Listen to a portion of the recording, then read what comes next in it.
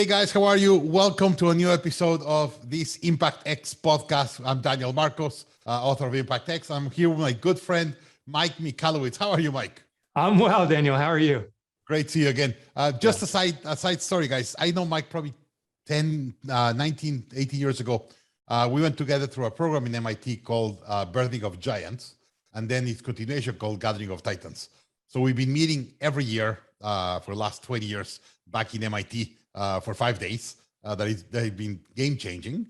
Yes. But then also we've been in forum for some years now, Right. and having Mike as one of my advisors and part of the forum, and also seeing Mike's trajectory, it's been amazing. So super excited, amigo, to have you here. Thank you, brother. So imagine you have a young guy graduating from college, and she says, I want to be an amazing entrepreneur. What do I do? What do you recommend her? Where do you start? Yeah. So what I would start is I would work for a small business first. You can gain so many insights.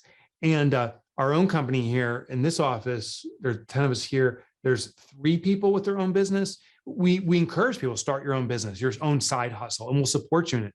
My personal assistant has a business where they are trying to have an environmental impact by reducing disposable products like dish soaps and so forth. So they have a recharging business they've started. And by working here, she can observe and ask tons of questions. So work for a small business because you'll learn so much about running a small business. And then the second tip I'd have is then go in, but when you go in and do it, go in with actually less, don't seek to master the industry. Just go in with a little basic understanding of the industry.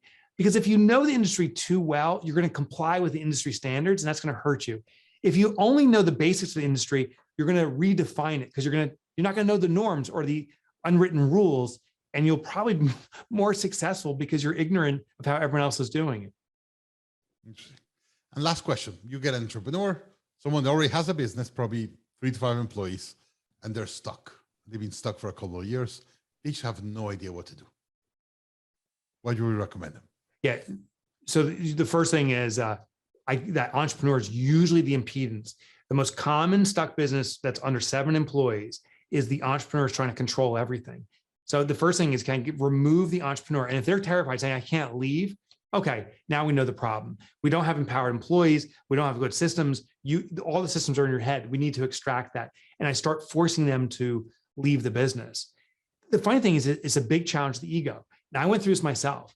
What sprung us from a few employees now to 25, I'm one of them. But what did that was me leaving the business. I was controlling and doing everything. When I left, it started to get free, but my ego inserted myself again. I said, well, I need to be needed. And I came back and I started to interrupt our growth. So leaving the business is not the same as abandoning the business. It means that I changed from that kind of superhero swoop in to what I call the supervisionary, someone that sees where we're headed, like Bezos, for example, making decisions today that will impact us 3 years from now, and then organizing the people to get us there.